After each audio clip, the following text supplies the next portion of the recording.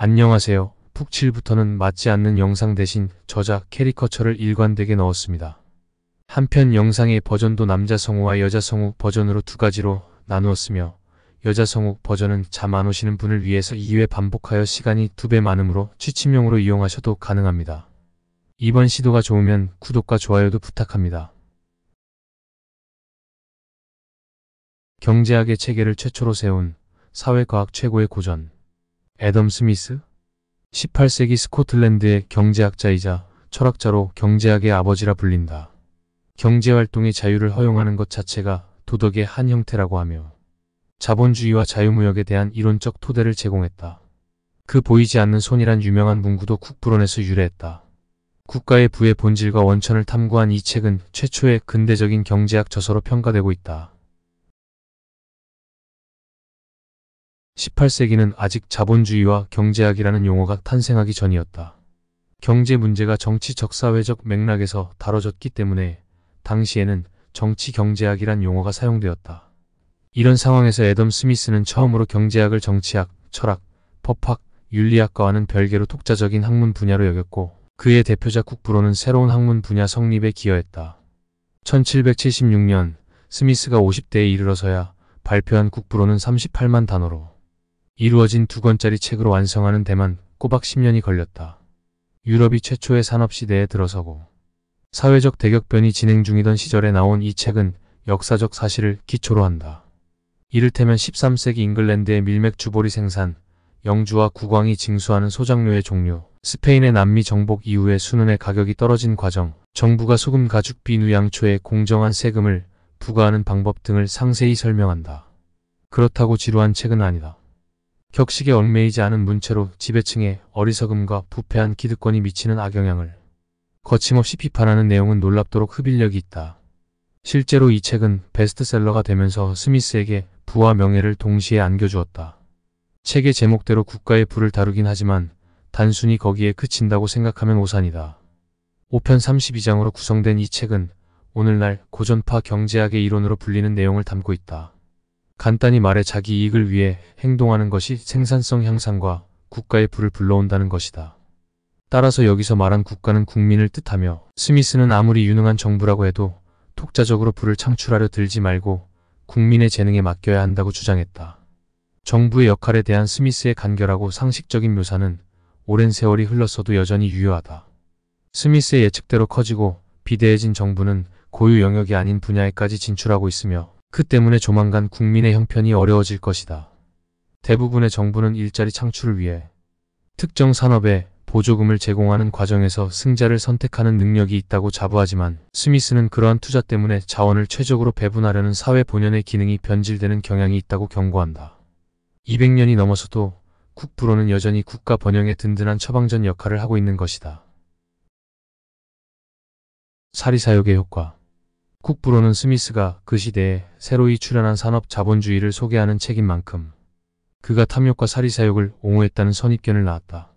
그러나 그가 17년 앞서 발표한 도덕감정론은 사회가 사리사욕뿐만 아니라 양심과 타인에 대한 연민 같은 도덕적 힘에 의해 결속력을 유지한다는 내용으로 쿡브론과는 판이하게 다른 책이었다. 쿡브론에서 스미스는 사리사욕이 전반적으로 긍정적인 효과를 내기 때문에 인간이 거기에 휘둘리는지 마는지는 중요하지 않다고 말한다. 스미스에 따르면 자유시장에 보이지 않는 손이 개개인이 최선의 이익을 얻을 수 있게 행동하도록 유도함으로써 공동체 전체의 이익을 높인다.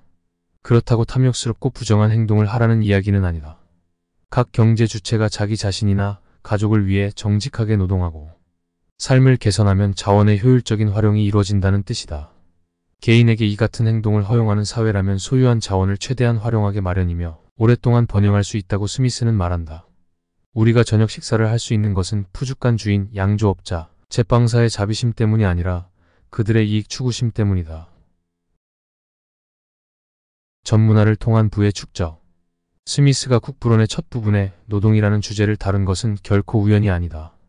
그는 어떤 나라가 얼마만큼 부유해지는지는 노동할 때 발휘되는 숙련도와 기량, 판단력에 달려있다고 믿는다. 그뿐만 아니라 유용한 작업에 종사하는 인구의 비중도 중요하다고 본다. 스미스는 부유한 나라에는 일하지 않는 사람이 많다고 하더라도 사회 전반적으로 사람들의 요구가 대부분 충족된다고 말한다. 가난한 나라보다 노동 분업이 훨씬 더 철저하게 이루어지기 때문이다. 능력에 따라 각자에게 가장 잘할 수 있는 작업을 분배해주면 효율이 크게 늘고 공정을 바꾸지 않아도 되어서 시간이 절약된다. 그런데 스미스에 따르면 노동 분업의 원칙은 물리적인 생산에만 적용되지 않는다. 선진 사회에서는 일반적인 직업뿐만 아니라 철학이나 새로운 발상 역시 공동체의 사업으로 공존한다. 그는 전문화가 이뤄지면 각 개인은 자신의 독자적인 영역에서 더 큰 전문성을 쌓게 되고 전체적으로 더 많은 작업이 이루어지며 그에 따라 지식의 양이 크게 증가한다고 본다. 스미스에 따르면 제대로 운영되는 사회에서는 노동 분업이 보편적인 부유함으로 이어져 가장 지위가 낮은 노동자조차 자신의 요구를 충족할 수 있다. 스미스는 그 시대 스코틀랜드 산악지대 주민들을 예로 든다. 그들은 도시와 멀리 떨어진 곳에 살기 때문에 스스로 푸죽한 주인, 양조업자, 제빵사가 되어야 했다. 이와 대조적으로 발전한 공동체에서는 모든 개인이 사실상 상인이 된다. 직업적인 전문성을 발휘해야 하므로 자신에게 필요한 모든 것을 직접 만들 시간이 없기 때문이다. 이들은 대신 자신이 생산하는 초가분을 팔아야 한다. 재화공에게 필요한 구두는 몇 켤레에 불과하지만 그는 수백 켤레가 넘게 만든다. 그렇게 얻은 돈으로 필요하거나 원하는 물건을 산다. 도시 규모가 클수록 노동 인력의 전문화도 확대되며 재화와 서비스의 거래도 더 활발해진다. 대도시가 부유한 까닭은 정신적 노동과 육체적 노동의 분업이 한층 더 뚜렷하게 이루어지기 때문이다.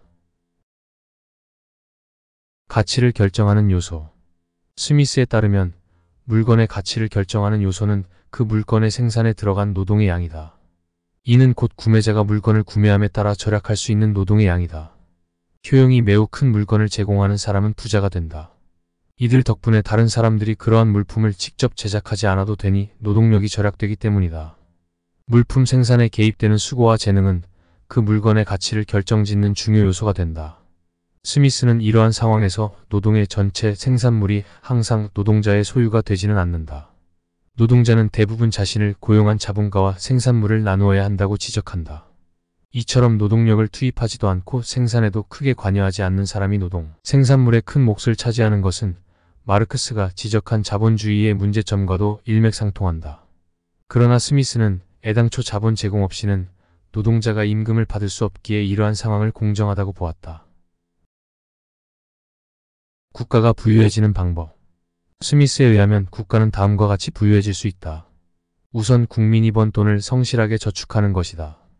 그가 보기에 자본 증가의 직접적인 원인은 근면이 아니라 절약이다. 낭비하는 자는 공공의 적인 반면에 절약하는 사회 구성원은 공공의 은인이라고 단언한다. 다음으로 저축이 생산 목적으로 투자되는 것이다. 그러면 유용한 분야의 고용인이 자연스럽게 늘어난다. 절약 투자 고용으로 요약되는 국부 창출 공식이 너무 뻔한 것 아니냐고 할 수도 있지만 스미스의 시대에는 그렇지 않았다. 무역이나 전쟁을 통해 금과 은 같은 귀금속의 피축량을 늘려야 한다는 중상주의적 관점이 지배적이었다. 이와 대조적으로 스미스의 제안은 절약, 근면, 자기 일에 충실한 태도 같은 프로테스탄트 윤리를 토대로 삼은 중산층 지향적인 것이었다. 스미스는 오늘날 GDP라 불리는 것의 총가치가 토지에서 얻는 지대, 노동으로 얻는 임금, 자본 수익 세 가지로 이루어진다고 말한다. 한마디로 생산 요소들이다. 복잡한 경제에서 이 세 가지 요소에 각각의 수준이 다른 요소에 영향을 끼친다. 다시 말해 임금이 오르면 지대가 오르고 자본 수익이 감소하면 임금과 지대도 내려간다는 뜻이다. 무역을 통한 국부 창출.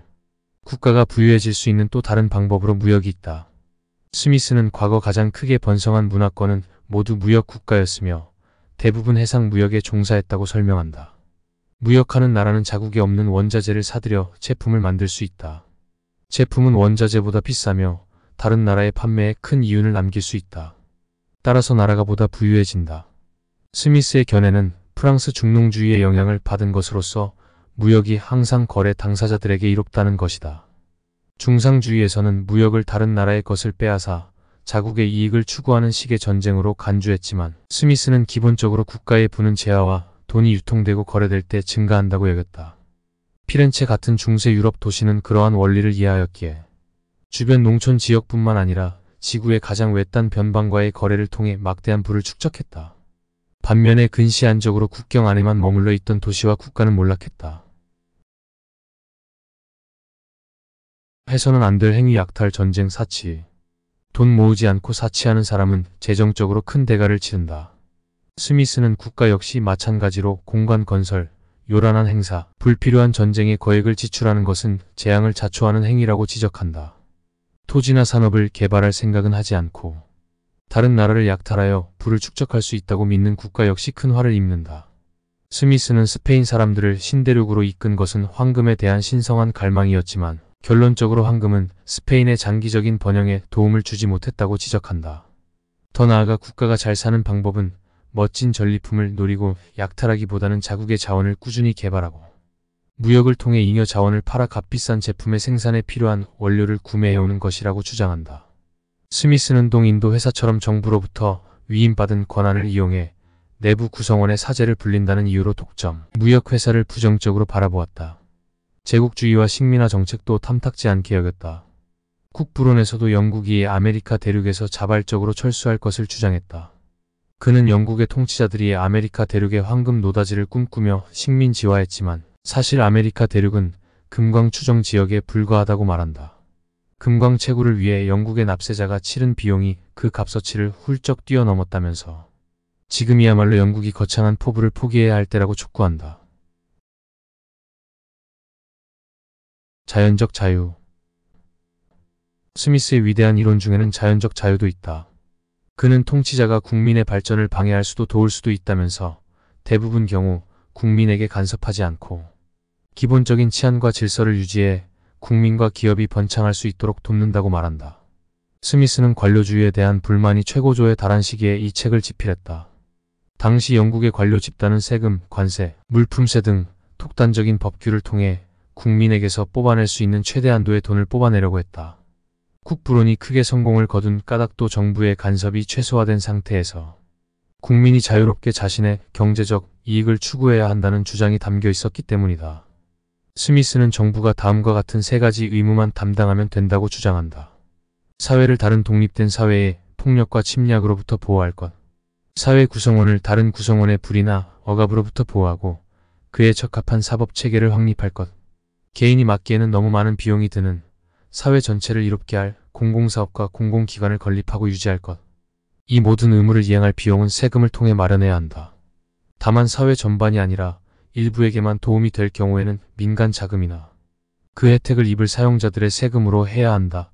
예를 들어 도로 통행료.